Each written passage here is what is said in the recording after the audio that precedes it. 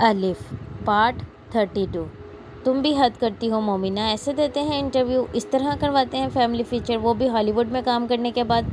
अक्सर इस पर नाराज़ हो रही थी और वो मोमिना अपार्टमेंट देखने आए हुए थी जो दाऊद ने मोमिना के लिए ढूंढा था और जहां इसे अगले दिन शिफ्ट होना था। और अपार्टमेंट में फिरते हुए अक्सर को वो इंटरव्यू याद आ गया था जो दाऊद के भेजे हुए किसी न्यूज़ रिपोर्टर को मोमिना ने दिया था।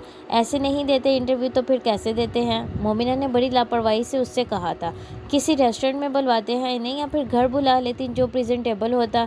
वो किचन के कैबिनेट खोल कर उसे दिखाते हुए कह रही थी। वो अच्छे लोग थे। अक्सर ने इसकी बात मुकम्मल नहीं करने दी। तुम समझती हो तुम्हारे साथ खाना खाकर नमक हलाली करेंगे वो?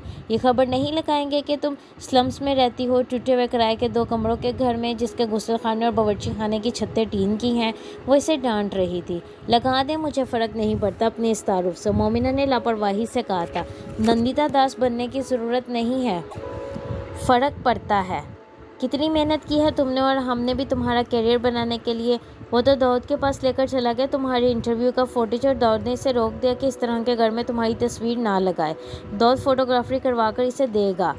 अच्छा था तो मान गया, वरना बस कबाड़ा ही कर दिया था तुमने। अब ये जगह प्रेजेंटेबल है, यहाँ नए सिरे से फ़ोटोशूट करवाऊंगी तुम्हारा। और देखो आंटी अंकल को भी थोड़ा ग्रूम करके फिर मीडिया के सामने लाओ, या फ़िलहाल सामने मत लाओ। अक्सर की बात पर वो खिलखिला कर हंसी। यानी सबसे झूठ बोलूं कि फैमिली अमेरिका में है या दुबई में? अक्सर ने इसके हंसने का बुरा माना। तो क्या हुआ, इस इंडस्ट्री में सारे लड़कियां झूठ बोलते हैं, फ़ायदा ही होता है सबको। इसने मोमिना को समझाने की कोशिश की। मैं झूठ नहीं बोलना चाहती अपने बैकग्राउंड के बारे में, मोमिना ने दो टोक अंदाज में कहा। हम सब झूठ बोलते हैं मोमिना, इंटरटेन करते हैं झूठ बोलकर, स्वांग रचाते हैं। फिर अगर अपने लिबास का पेवन छुपा लिया तो क्या बुरा किया? ये जिन लोगों को हम इंटरटेन करते हैं ना, इन्हें भी हमारे झूठ ही पसंद है। इनको हम पॉलिश्ड ग्रूम्ड इंग्लिश बोलते हुए स्टार्स चाहिए जिनका हस्बैंड नफ्स इनसे बेहतर हो। ये लीडर और एक्टर दोनों को अपने से बेहतर देखना चाहते हैं। इन दोनों में इन्हें अपना आप और अपने हालात नज़र आने लगे तो ये ना वोट देंगे हमें और ना ही हमें अपने सामने खड़ा होने देंगे। अक्सर ने बेहद संजीदगी से उसे लेक्चर दिया था। मोमिना से देखकर मुस्कुराती रही। फिर उसने कहा, तुम बहुत अक्लमंद हो गई हो अक्सर। मेरे पास अक्ल है, तुम्हारे पास अच्छा नसीब। मैं नसीहत करूँगी, तुम राज करना। अक्सर ने जवाबन हंसते हुए कहा था। बकवास मत करो, मेरा नसीब लेना चाहो तो वो भी मांग लेना, हाथ जोड़कर दे दूंगी, मोमिना ने जवाबन इससे कहा था और अगले कमरे में चली गई थी। तुम्हें पता है कल पे मोमिन का दिमाग ख़राब हो गया है। दूसरे कमरे में कदम रखते ही इसके कदमों को जैसे अक्सर की आवाज़ ने जंजीर किया। इसका दिमाग ठीक कब था? मोमिना कहते हुए सर्द महरी के से अंदर गई थी। लेकिन तुम्हें क्यों याद आ गया है वो अचानक? बस यार, दाऊद की ज़िंदगी हराम कर दी है इसने, बड़ा परेशान है दाऊद। कल पे मोमिन कोई फ़िल्म बनाने बैठ गया है रूहानियत पर, अक्सर इसके पीछे आते हुए कह रही थी। मोमिना एकदम पलट कर उसे देखने लगी। जिस फिल्म के लिए तुम्हारा ऑडिशन लिया था वो वैसी की वैसी पड़ी और ये दूसरी फिल्म लेकर बैठा हुआ है। सोचो, रूहानियत पर कल पे मोमिन कुछ बनाएगा तो क्या बनाएगा? अक्सर ने उससे कहा था। बना लेगा, इसे सब कुछ बेचना आता है, इस बार रूहानियत ही सही, मोमिना ने दिलचस्पी लिए बगैर कहा था। तुम्हारे बारे में दाऊद से पूछा है उसने 1-2 बार, मुंह पर जूता पड़ा होगा इसके तुम्हारी कामयाबियां देखकर। अक्सर ने जैसे बड़े फ़ख्री अंदाज में कहा था। कहीं कभी मिले कहीं तो इसे ज़रूर बताना कि इसने क्या किया था तुम्हारे साथ, तुम कहाँ खड़ी हो। अक्सर ने कहा था और मोमिना से बताना नहीं चाहती थी और ना ही बता सकी थी कि वो इसके साथ सफ़र करके आई थी और इससे फिर भी ये ख्वाहिश पैदा नहीं हुई थी कि वो इसे अपनी कामयाबी जिताती जो खुद इसके लिए फांस बन गई थी। कल पे मोमिन अपनी अगली फ़िल्म का स्क्रिप्ट खुद लिख रहा है। फ़िल्म का मौजू है रूहानियत। नेहा अपने सेल फोन पर सोशल मीडिया पर कल पे मोमिन की अगली फ़िल्म के हवाले से पोस्ट होने वाली एक खबर को बावाज़ बुलंद पढ़ते हुए कहका मारकर हंसती थी। उफ उफ, जोक ऑफ द ईयर, कल पे मोमिन और रूहानियत, रूहानियत और कल पे मोमिन। नेहा अपने पेट पर हाथ रख के हंसते हुए लोटपोट हो रही थी। कुछ फासले पर बैठा जूफी अपने सेल फोन पर कुछ देखते हुए नेहा के जुमले और हालत से जैसे इस वक्त बिल्कुल गाफिल नज़र आ रहा था। तुम सुन रहे हो ना मैं क्या बता रही हूँ? नेहा को एकदम इसकी अदम तर्जीह का एहसास हुआ। हाँ, तुम कल पे मोमिन की फ़िल्म की बात कर रही हो, जूफी ने इसकी तरफ मतवज्जह हुए बगैर जल्दी से कहा। तुम क्या देख रहे हो? नेहा को इसके फ़ोन में इस कदर इन्हमाक पर कुरेद हुई। मोमिना सुल्तान का नाम सुना है? जूफी ने एकदम बड़े एक्साइटेड से अंदाज में कहा था। ये कौन है? नेहा उलझी। यार वो हेक्टर कल्फ की फ़िल्म आ रही है। हमारी एक एक्ट्रेस है, फ़िल्म का ट्रेलर आउट हुआ है। रिव्यूज़ या रवा रिव्यूज़ मिल रहे हैं इसके परफॉर्मेंस को रिलीज़ से पहले ही। अभी 2 और फिल्में साइन की हैं उसने। वो एक ही सांस में कहता चला गया था और नेहा को बुरा लगा था। तुमने तो पूरा बायोडाटा रटा हुआ है, इसका दोस्ती है इससे क्या? इसने जूफ़ी पर तंज किया था। नहीं यार, मैं तो जानता तक नहीं हूँ। सोशल मीडिया पर धूम मची हुई है इसकी, मगर तुम्हें कल्बे मोमिन को फॉलो करने से फुर्सत मिले तो तुम कुछ और देखो। इसने जवाबन इस तरह नेहा को जवाब दिया। पता नहीं लोगों को किस तरह हॉलीवुड और बॉलीवुड में चांस मिल जाते हैं। यहाँ तो ये हाल है कि हमें पाकिस्तान में काम नहीं मिल रहा। जूफ़ी अजीब हसद अंदाज में बोला था या हासिद अंदाज में कह रहा था। कॉन्टेक्ट्स होते हैं ऐसे लड़कियों के, वैसे वही इस्तेमाल करके चांस मिलता है जो अपने कॉन्टेक्ट्स बनाती हैं। इन्हें टैलेंट पर नहीं चांस मिलता। पता नहीं क्या क्या करती हैं ये हॉलीवुड और बॉलीवुड पहुंचने के लिए। लेकिन तुम परेशान क्यों होते हो डार्लिंग, तुम्हारा भी वक्त आएगा। नेहा कहते हुए इसके पास से उठ गई थी और जूफ़ी ने मोमिना सुल्तान के फेसबुक प्रोफाइल पर ऐड रिक्वेस्ट भेज दी थी। सारी यादें इस घर में थी, इस घर के साथ ही चली गई थी। सुरैया ने बेहद उदासी से घर की दीवारों पर नज़र डालते हुए मोमिना से कहा था।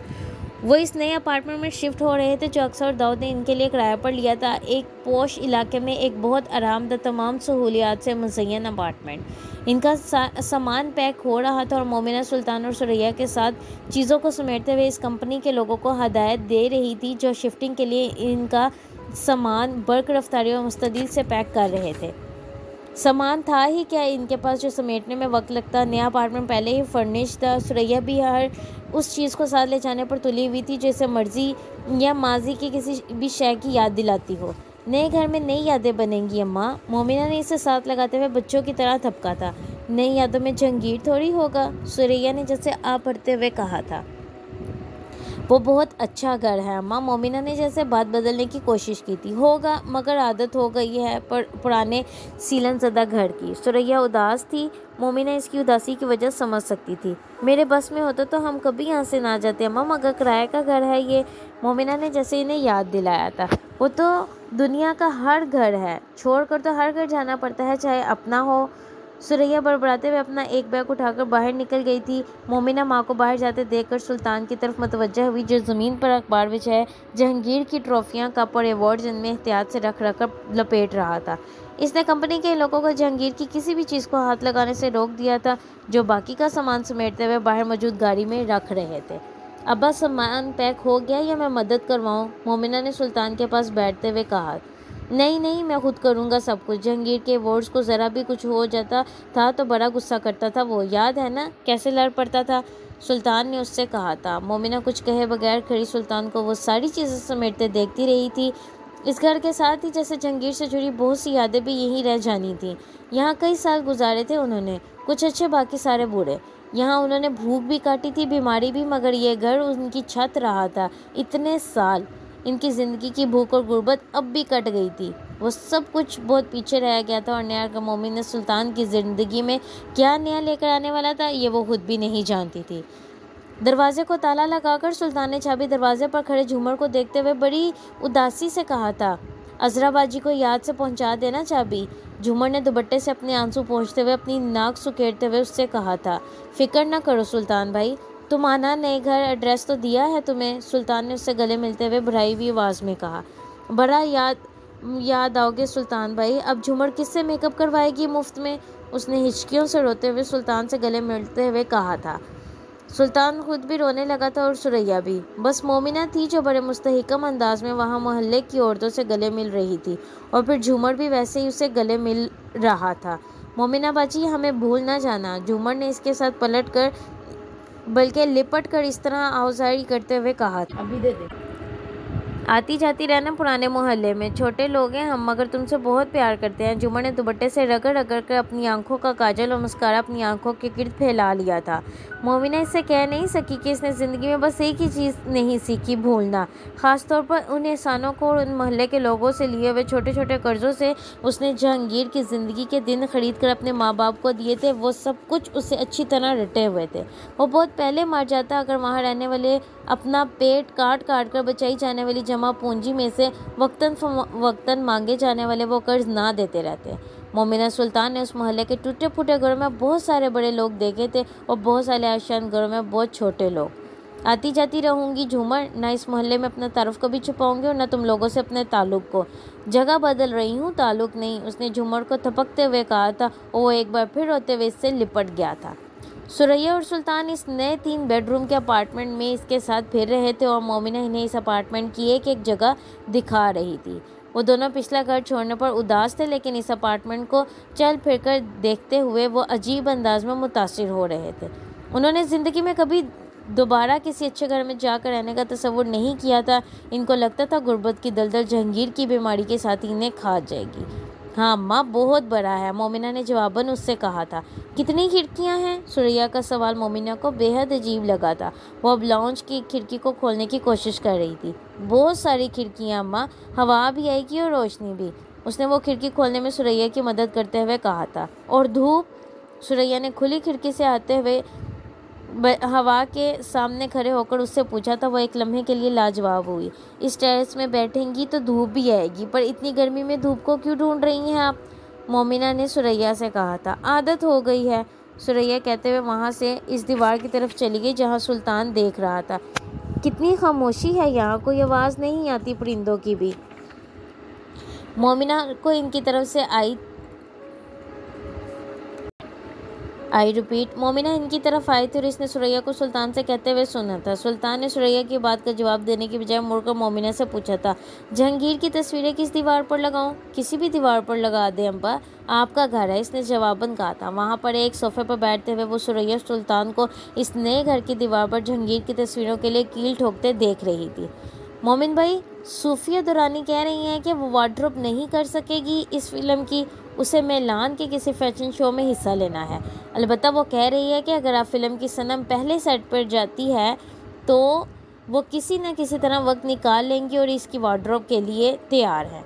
दाऊद ने कल्बे मोमिन को दफ्तर आते ही इस दिन की पहली बुरी खबर दी थी। यह मामूल की बात हो गई थी, किसी न किसी की रोज़ कल्बे मोमिन की इस प्रोजेक्ट से अलहदगी की खबर। इसके बावजूद कल्बे मोमिन को जैसे धचका लगता था, वो आज भी लगा था। सनम के लिए मेरी तरफ से माजरत कर लेना इससे, वो अगर ये फिल्म नहीं कर सकती तो इसे सनम की भी ज़रूरत नहीं है।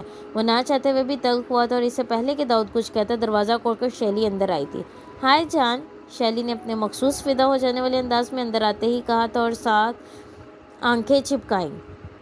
हेलो, मोमिन ने जवाब में मुस्कुराने की कोशिश की। वो शैला के सामने ये खबर देकर इसे डराना नहीं चाहता था।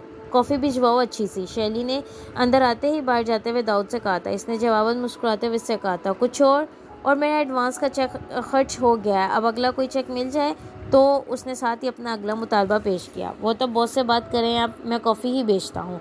दाऊद फ़ौरन मोहतात होकर बाहर चला गया।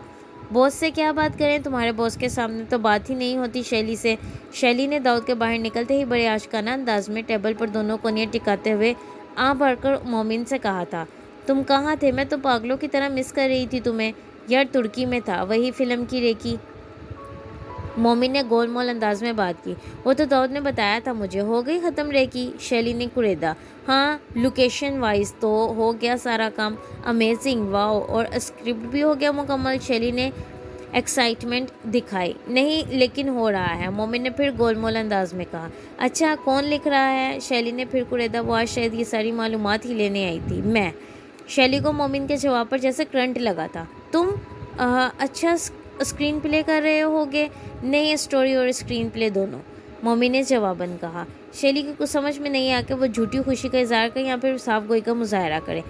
Wow great, I am excited. इस बार बिलाकर झूठी खुशी का ही इजहार करना उसने बेहतर समझा। फिर तो सुपर ग्लैमरस होगी और मेरा रोल भी कुछ इस टाइप का ही होगा, है ना डार्लिंग? उसने कल्बे मोमिन को मक्खन लगाने की कोशिश की। पावरफुल है तुम्हारा रोल। मोमिन की समझ में नहीं आया वो शैली को इसकी रोल की वजाहत कैसे देता। पावरफुल तो चलो ठीक है, मगर ग्लैमरस है कि नहीं? शैली को एकदम फिक्र लाहक हुई। तुम खुद पढ़कर देख लेना। मोमिन ने बात बदलने की कोशिश की। कितनी हीरोइंस हैं इसमें? शैली को एक और परेशानी हुई। सिर्फ एक। मोमिन के जवाब पर शैली का चेहरा चमकने लगा। थैंक गॉड, पहली बार किसी फिल्म में सिर्फ एक हीरोइन रखी है तुमने, वरना तुम तो जुम्मा बाजार लगा देते हो औरतों का फिल्मों में। कब मुकम्मल होगा स्क्रिप्ट? शैली मिनटों में जज्बाती और बेताब नजर आने लगी थी। बस चंद हफ्ते और चाहिए मुझे, मोमी ने जवाबन कहा। फैंटास्टिक। अरे वो मोमिना सुल्तान की फिल्म का ट्रेलर देखा है तुमने? शैली को एकदम कुछ याद आया और कल्ब मोमिन के चेहरे पर जैसे बेख्तियार एक साया लहराया। कौन मोमिना सुल्तान और कौन सा ट्रेलर? उसने मुकम्मल तौर पर अनजान बनने की कोशिश की। अरे तुम डायरेक्टर होकर मोमिना सुल्तान को नहीं जानते? हेक्टर कल्फ की आने वाली फिल्म में है वो, पाकिस्तानी एक्ट्रेस। एक सीन में आई है वो, और उफ क्या परफॉर्मेंस दी है उसने। ट्रेलर में जो इसका सीन है ना, सीधा दिल पर हाथ पड़ता है इसे देखकर। सोशल मीडिया पर वायरल हुआ है इसका ट्रेलर और धूमें मची हुई हैं, और तुम कह रहे हो तुम इसे नहीं जानते? वैसे दाऊद की दोस्त भी है वो। शैली ने रुके बगैर उसे तफसीलात बताना शुरू कर दी। मैंने रिजेक्ट कर दिया था उसे ऑडिशन में। मोमिन ये इंकशाफ करते हुए एक लम्हे के लिए भूल गया था कि इसने चंद लम्हे पहले मोमिना सुल्तान को जानने से इनकार किया था।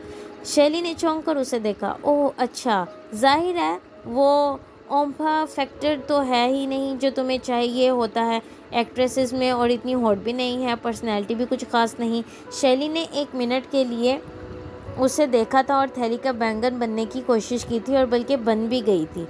लेकिन लकी है फिर भी यार, विद्या बालन की जगह कास्ट हुई है हॉलीवुड की इस फिल्म में। वो बात के इख्तिताम पर एक बार फिर पटरी से उतरी थी और इस बार मोमिन का पारा हाई हो गया था। अपनी फ़िल्म की बात करें, उसने कुछ सर्द महरी से शैली से कहा था। हाँ, मैं तो वैसे ही डिस्कस कर रही हूँ। शैली झट से सीधा होकर बैठ गई थी। वो 2 घंटे इसके साथ फिल्म से ज़्यादा अपनी वार्डरोब डिस्कस करने बैठी रही थी, और जब आखिर वो जाने के लिए उठी थी तो मोमिन इसे दरवाजे तक छोड़ने गया था। इससे पहले कि वो वापस अपने कमरे में आता, दरवाज़ा बंद होते हुए भी इसने बाहर रिसेप्शन पर शैली और दाऊद के दरमियान होने वाली बातचीत सुन ली थी। मोमिना की हॉलीवुड के ऑडिशन करवाते हुए तुम्हें शैली क्यों याद नहीं आई दाऊद? शैली ने बड़ी खफगी से दाऊद से गिला किया था, जिसने जवाबन हंसते हुए कहा था, अब मुझे क्या पता था तुम हॉलीवुड में इंटरेस्टेड होगी, वरना करवा देता मैं। मेरा क्या चाहता था? क्या मतलब है तुम्हारा? कौन इंटरेस्टेड नहीं होगा हॉलीवुड में? उसने शैली को जवाबन कहते सुना था। मोमिना को तो मोमिन भाई ने ऑडिशन में रिजेक्ट कर दिया था, इसलिए बस हमदर्दी में मैंने हॉलीवुड वाली जगह पर इसका ऑडिशन करवा दिया। वो लकी निकली कि इसको फ़िल्म मिल गई। आपके पास तो बैठे बैठे मोमिन भाई की एक के बाद एक फ़िल्म आ रही है, दाऊद ने इससे कहा था, और शैली के जवाब ने मोमिन को सीखपा कर दिया था। काश मोमिन मुझे रिजेक्ट कर देता इस ऑडिशन में, और तुम मेरी हमदर्दी में मेरा ऑडिशन हॉलीवुड के लिए करवा देते, तो आज मैं ग्लोबल स्टार होती। कहाँ मोमिन की फ़िल्म, कहाँ मोमिना की फ़िल्म, कोई मुकाबला ही नहीं है दोनों का। वो कहते हुए अब शायद चली गई थी, क्योंकि इसके बाद इसकी आवाज़ नहीं आई थी, मगर वो अपनी बातों से कल्ब मोमिन को तपा गई थी। मोमिना सुल्तान के नाम की गूंज बाज़गश्त की तरह यकदम हर तरफ से कल्ब मोमिन को परेशान करने लगी थी। वहाँ खड़े उसने दिल से इसकी पहली ही फिल्म के फ्लॉप होने की दुआ की थी। कल्ब मोमिन से निकली हुई दुआ कैसे कबूल ना होती। अब्बा आप सोए नहीं अभी तक? मोमिना ने रात के पिछले पहर सुल्तान को एक पुराने बैग के साथ लाउंज में बैठे देखा था। वो खुद भी नींद ना आने पर अपने बेडरूम से उठकर बाहर लाउंज में आई थी, और तभी उसे सुल्तान वो बैग खोले वहाँ बैठे नज़र आ गया था। तुमसे एक काम है मोमिना, सुल्तान ने जवाबन इससे कहा था। हाँ बताएं अब्बा, पैसे चाहिए क्या? मोमिना इसके पास आकर सोफे पर बैठ गई थी। नहीं, तुम अमेरिका जा रही हो तो क्या कुछ दिन के लिए तुर्की नहीं जा सकती? सुल्तान इससे कह रहा था। तुर्की? वहाँ किस लिए? वो हैरान हुई थी। हुस्न जहाँ का बेटा ढूंढना है मुझे, इसकी एक अमानत है मेरे पास, सुल्तान ने मध्यम आवाज़ में कहा था। वो तुर्की में है? मोमिना ने इससे पूछा था। हाँ, अपने दादा के पास रहता है। हुस्न जहाँ ने शादी की थी या खतात से वहाँ, और सुल्तान ने बात अधूरी छोड़ दी, फिर चंद लम्हे के बाद कहा, तुम इसके बेटे को ढूंढ दो, आपके पास इसका पता है? मोमिना ने बाप से कहा था। नहीं, पता नहीं है मेरे पास, सिर्फ शहर का पता है। अब्बा, सिर्फ शहर के पते पर तो किसी को नहीं ढूंढा जा सकता, मोमिना ने बाप से कहा था। इसका बाप और दादा दोनों खतात थे। दादा तो बहुत बड़ा खतात था, हो सकता है उसने जहाँ का बेटा भी खतात बन गया हो, कोई बड़ा मशहूर खतात। उसने जहाँ भी यही चाहती थी। वो बात करते करते माजी में झांकने लगा था। क्या नाम था इसके दादा का? मोमिना ने पूछा। नाम भूल गया हूँ, मगर लिखा हुआ है खतों में कहीं, ढूंढ कर बता दूंगा तुम्हें, सुल्तान ने कहा था। खत? मोमिना उलझी। वो तुर्की से ख़त लिखा करती थी मुझे, जब इंडस्ट्री छोड़कर चली गई थी तो। सुल्तान बड़बड़ाया था। क्या नाम था उसने जहाँ के बेटे का? मोमिना ने पूछा। कल्बे मोमिन। मोमिना बेख्तियार चौंकी। कल्बे मोमिन? सुल्तान ने कुछ हैरान होकर उसे देखा था। तुम जानती हो उसे? जिसके बारे में आप बात कर रहे हैं इसे तो नहीं जानती, किसी और को जानती हूँ। मुझे अमेरिका से वापस आने दें, फिर ढूंढती हूँ इसे। आप कल्ब मोमिन के दादा का नाम ढूंढें, इसके बगैर किसी को तलाश नहीं किया जा सकता। मोमिना ने उससे कहा था। अमानत संभालते संभालते थक गया हूँ, सोचता हूँ अब ये इसे पहुँचा दूँ, कब तक यूँ संभाले रखूँगा। सुल्तान बड़बड़ाता रहा था। मोमिना ने इससे ये नहीं पूछा था कि वो उसने जहाँ के बेटे के लिए कौन सी अमानत लिए बैठा है। इसे बस एहसास हुआ था तो सिर्फ ये कि बाप ने इसका नाम भी हुस्न जहाँ के बेटे के नाम जैसा रखा था। वो कल्ब मोमिन था, वो मोमिना सुल्तान, वो खतात का बेटा था, खतातों के पास पला था। सिर्फ नाम ही नहीं, कल्ब भी मोमिन जैसा ही रखता होगा। और वो मोमिना सुल्तान थी। ना इसके बाप की दुनिया पर हुकूमत थी, ना मोमिना को अगली दुनिया में मोमिना का दर्जा मिलना था। वो अजीब से एहसास के साथ सुल्तान के पास से उठी थी। एक बहुत बड़े कैनूस पर एक बुरा हाथ कुरान पाक की एक आयत लिख रहा था और पूरी फिजा में वही आयत किसी बहुत ही खूबसूरत आवाज़ में गूंज रही थी। आसमान से आने वाली रोशनी इस कैनूस पर इस आयत को लिखते हुए इस बुरे झुड़ियों ज़दा हाथ को बकिया नूर बनाए हुए थी और इसे कैनूस के पार एक मैदान नुमा सपाट जगह पर एक वजूद सफ़ेद लिबास में रक्स करने में मसरूफ़ था। फिरकी की तरह घूमता वो वजूद एक मर्द के वजूद से एक औरत के वजूद में तब्दील हुआ था और फिर एकदम शोला बनकर जल बुझा था। कल्ब मोमिन बेख्तियार नींद में उठकर एक झटके से बैठा था। इसका वजूद सीने से भीगा हुआ था और वह गहरी सांसें ले रहा था।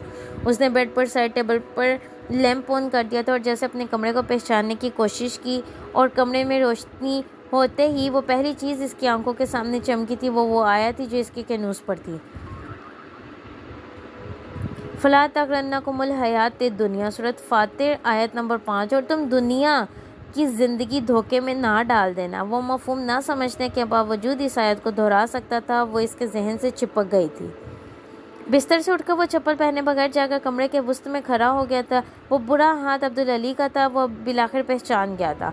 इस नाश्ते हुए मर्द का वजूद ताहा का था और वो जो वजूद हुस्न नसवानी वजूद में डाला था वो इसकी अपनी माँ हुस्न जहाँ का वजूद था। आज के न्यूज़ पर पहली बार इसने अल्लाह नूरुस समावाती के बजाय एक और आयत देखी थी जिसके मफहूम से वह नाआशना था। इसका सर यकदम दर्द से फटने लगा तो इसे महसूस हुआ था जिसे इसका अपना वजूद भी बिल्कुल इसी तरह एक दायरे की शक्ल में घूमने लगा था। वो इस ख्वाब से हमेशा के लिए छुटकारा चाहता था। यह ख्वाब इसको बहुत दूर, बहुत पीछे ले जाता था। स्टडी टेबल पर बैठकर दुखते सर के साथ भी इसने कलम उठाकर कागज़ पर इस कहानी को लिखना शुरू कर दिया था जिस पर वो अपने इतने हफ्तों से काम कर रहा था। लिफ की कहानी पर, इसकी अपनी दास्तान पर। मास्टर इब्राहिम के घर के बरामदे में फर्श पर बैठे सामने पड़े लकड़ी के इस बोर्ड पर रखे कागज़ पर कुरान पाक की इन आयात को पढ़ने से कुरान पाक की इन आयात को हाथ से लिखते हुए इतने महीनों में पहली बार सुकून वही की तरह मोमिना सुल्तान के वजूद पर उतरा था। दिल जैसे सही जगह आकर कुछ देर के लिए ठहर गया था और दुनिया के भंवर जैसी गर्जिश से मोमिना सुल्तान जैसे निकल आई थी। वहाँ खामोशी थी। कबूतरों के दाना चुगते हुए गुड़गुड़ों की आवाज़ें और कुरान पाक की वो आयात जिन्हें वो सर झुकाए बेहद इन्हमाक से लिखने में मसरूफ़ थी। सुकून की इस जन्नत में वो भूले भटके आ गई थी। इसके बराबर में एक और लड़की भी इसी तरह बेहद खामोशी से बैठी अपना काम कर रही थी। और फिर काम करते करते जैसे इसने काम मुकम्मल कर लिया था और अपनी चीज़ें समेटते हुए इसने मोमिना सुल्तान को खुदा हाफिज़ कहते हुए एकदम कहा, मैं सोच रही थी मैंने आपको कहाँ देखा और अब अचानक याद आया, आप तो मोमिना सुल्तान हैं। हेक्टर कल्फ की फ़िल्म में काम कर रही हैं ना आप? इस लड़की ने बेहद इश्तियाक से पूछा था और मोमिना का दिल चाहा वो इनकार में सर हिलाकर कहे नहीं, और वह नहीं है जो वो पहचान कर पूछ रही है। सुकून की इस जन्नत में वो नाम वड़ी जैसे शाम की तरह डसी थी। इसे कुछ भी कहे बगैर इसने इस बात में सर हिला दिया। इस लड़की ने अपनी हैरत और खुशी का इजहार करते हुए कागज़ का एक टुकड़ा इसकी तरफ बढ़ाया था। वो इसका ऑटोग्राफ चाहती थी। कागज़ के इस खाली टुकड़े पर इस रोशनाई से अपने दस्तखत करते हुए मोमिना को अजीब सी नदामत हुई। जिस रोशनाई से वो कुरान पाक के अल्फाज लिख रही थी, दुनिया इसे आखिरत से वापस खींच लाई थी। वो लड़की चंद मिनट इससे बातचीत करने के बाद वहाँ से चली गई थी और इसके दरवाजे से बाहर निकलते ही मास्टर इब्राहिम अंदर दाखिल हुए थे और मोमिना को वहाँ देखकर वो बेख्तियार खुश हुए थे। अरे मोमिना, तुम कैसे और कब आई? वो सहन पार करके बरामदे में दाखिल हो रहे थे। उन्होंने सलाम करने के बाद उससे कहा था, बस मास्टर साहब थोड़ी देर हुई है आए। उसने सलाम का जवाब देते हुए उनसे कहा था, मैं अपनी बीवी की कब्र पर गया हुआ था। आज शादी की सालगिरह थी हमारी। मास्टर इब्राहिम ने अपनी जगह पर बैठते हुए उससे कहा था, शादी की सालगिरह, बरसी इनकी सालगिरह, सब आज भी इसी तरह मनाते हैं। आप बड़े नेक इंसान हैं मास्टर साहब, वरना दुनिया से जाने के बाद कौन याद रखता है किसी को। और इतने सालों के बाद मोमिना को अजीब रश्क आया था मास्टर इब्राहिम की बीवी पर। वो सालों से इनकी ये रूटीन देखती आई थी। नेक तो मेरी बीवी थी, मैं तो गुनाहगार था, अब तक गुनाहगार ही हूँ। मगर तुम बताओ, अमेरिका में ठीक रहा सब कुछ? हाँ, फिल्म की शूटिंग ख़त्म हो गई, ब्रॉडवे पर एक प्ले करके आई हूँ, 1-2 और फिल्म्स भी साइन कर आई हूँ, एक ब्रांड के साथ काम मिल गया है। काम ख़त्म होने से पहले अगला काम मिल रहा है, रिज़्क ख़त्म होने से पहले अगला रिज़्क। इसने गहरा सांस लेते हुए कहा। वो बेख्तियार मुस्कुराए। माशाल्लाह मोमिना, माशाल्लाह। पर दिल मास्टर साहब, दिल वैसे का वैसे है। उदास? मास्टर साहब ने पूछा। ना शुक्रा, कम ज़र्फ, किसी चीज़ से खुश नहीं होता, किसी चीज़ में नहीं लगता। मोमिना ने अजीब बेबसी से कहा था। बड़ी नेमत है दिल का दुनिया में ना लगना। मोमिना का दिल है, ऐसे ही रहना है इसने। मास्टर इब्राहिम ने मुस्कुराते हुए कहा था। मोमिना ही का तो दिल नहीं है ये। उसने एक गहरा सांस भरते हुए कहा था। इस कुरान पाक का बस एक सफ़र रह गया था, वो मुकम्मल कर दिया आज। उसने मास्टर इब्राहिम से कहा था। अब नहीं आऊँगी या अब नहीं आओगी, वो जैसे जानते थे वो आगे क्या कहना चाहती थी। आना चाहती हूँ मास्टर साहब, मगर पैरों में सफ़र का बमर लिपट गया है। फिर अमेरिका जा रही हूँ, वहाँ से इंडिया, पता नहीं कब आऊँ दोबारा। आ भी पाऊँगी या नहीं। इसने जैसे मास्टर इब्राहिम से अपनी बेबसी बांटी थी। अल्लाह लेकर आएगा तुम्हें दोबारा यहाँ, जब भी लाना हो। उसके लहजे में अजीब इत्मीनान था। फैसल से मंगनी के बारे में बताया था ना तुमने? इन्हें एकदम फैसल याद आया था। मैंने ख़त्म कर दी, मोमिना ने अपनी चीज़ें समेटते हुए मध्यम आवाज़ में कहा। क्यों मोमिना? वो बेख्तियार बोले। पता नहीं क्यों मास्टर साहब, शायद हलाल अब मेरे नसीब में ही नहीं है। किसी मर्द के घर की इज्जत बनकर इसका रिज़्क खाना मेरे हाथों की लकीरों में नहीं लिखा। मैं अपने बाप दादा का या अपने माँ बाप का बेटा हूँ, बेटी नहीं बन सकती, वो कहती गई थी। मुझे बड़ा दुख हुआ, मास्टर इब्राहिम ने कहा था। मुझे भी हुआ था, वो मुस्कुराई थी। आपने पिछली बार कहा था मुझे अजर मिलेगा। फैसल अजर था मेरा, मैंने खुद अपने हाथों इसे गंवा दिया। इसकी आवाज़ में रंज झलका था, पछतावा नहीं। नहीं, वो अजर नहीं था बेटा, अजर होता तो ज़रूर मिलता। अजर खोने और गंवाने वाली शय ही नहीं है, खो जाए वो फिर अजर नहीं, अजर से पहले की आजमाइश है। वो इससे कह रहे थे। मोमिना चुपचाप सुनती चली गई। वो जिस दुनिया में अब रहती थी वहाँ कोई ऐसी बातें नहीं करता था अजर और सवाब की। वहाँ सब नफ़ा और नुकसान की बातें करते थे। आप जब ऐसी बातें करते हैं तो मुझे लगता है कोई मेरे ज़ख्मों पर मरहम के ठंडे फाहे रख रहा है। सारी दुनिया आपकी तरह क्यों नहीं हो जाती मास्टर साहब? मोमिना ने मुस्कुराते हुए किसी छोटे बच्चे की तरह इनसे सवाल किया था। वो हंस पड़े थे। कुछ भी कहे बगैर उन्होंने लकड़ी के इस बॉक्स में से गिलाफ में लिपटा एक कुरान पाक निकाला था जो उनके सामने रखा हुआ था। ये लो। उन्होंने वो मोमिना की तरफ बढ़ा दिया। ये क्या है? मोमिना ने कुछ हैरान होते हुए वो कुरान पाक थामा। ये अब्दुल अली साहब के हाथ से लिखा हुआ कुरान पाक का नुस्खा है, तुम रख लो। वो इनकी बात पर दंग रह गई। क्यों दे रहे हैं आप ये? उसने मास्टर इब्राहिम से बेचैन होकर पूछा था। जब मैं शोहरत और कामयाबी के चकाचौंध में रास्ता भूल रहा था तो ये मुझे यहाँ ले आया था। अब तुम इस रास्ते पर जाने वाली हो तो तुम्हें भी ये रास्ता दिखा देगा, उन्होंने कहा था। मोमिना इनका चेहरा देखकर रह गई। वो चेहरा इन चेहरों में से एक था जिन्हें वो कभी नहीं भुला सकती थी, फैज़ पहुँचाने वाला चेहरा। आप दुआ करें मास्टर साहब, मैं रास्ता भूलूँ ना भटकूँ, उसने मास्टर इब्राहिम से कहते हुए कुरान पाक को आंखों से लगाया था। वो अब्दुल अली के काम, नाम और मास्टर इब्राहिम से इनके ताल्लुक़ के बारे में सालों से जानती थी, मगर वो इस तरह इनके खताती के किसी चीज़ को इसे दे देंगे ये इसके वहमो गुमान में भी नहीं था। अल्लाह तुम्हें मंजिल पर पहुँचाए। मास्टर इब्राहिम ने इसकी बात के जवाब में इसे अजीब दुआ दी थी। वो इस दिन मास्टर इब्राहिम से मिलने के बाद अगले दिन अमेरिका चली गई थी। इसे अब अगले चंद महीने अमेरिका में रहना था। इसकी फ़िल्म का प्रीमियर होने वाला था और इसकी अगली फ़िल्म की शूटिंग का आगाज़ होना था। मास्टर इब्राहिम की वो आखिरी दुआ जिसे इसके दिमाग से चिपक कर रह गई थी। ये पहली बार था कि उन्होंने इसे मंजिल पाने की दुआ दी थी, और वो मंजिल क्या थी, कहाँ थी और वो इसे कैसे पा सकती थी, ये मोमिना सुल्तान नहीं समझ पा रही थी। कल्बे मोमिन ने इसे जो बद्दुआ दी थी वो मोमिना सुल्तान की फ़िल्म को लगी थी। इसकी पहली फ़िल्म फ्लॉप हो गई थी। बॉक्स ऑफिस पर वो हेक्टर कल्फ की पहली फ्लॉप थी, मगर मोमिना सुल्तान इस फिल्म से ऑस्कर अवार्ड के लिए नामजद होने वाली वाहिद मावन अदाकारा थी। कल्बे मोमिन की बद्दुआ मोमिना सुल्तान को नहीं लग सकी थी। आधी रात को आने वाली इस फ़ोन कॉल ने कल्बे मोमिन को नींद में हड़बड़ा कर उठने पर मजबूर कर दिया था। वो कॉल तुर्की से आ रही थी, लेकिन दादा के फ़ोन नंबर से नहीं, इसके एक और हमसाए और दोस्त के नंबर से। कॉल रिसीव करने से पहले कल्बे मोमिन जान चुका था कि इसके लिए दूसरी तरफ कोई बुरी खबर थी, और बहुत बड़ी बुरी खबर थी। जारी है नावल का अगला हिस्सा सुनने के लिए चैनल को लाइक और सब्सक्राइब करना मत भूलें। शुक्रिया।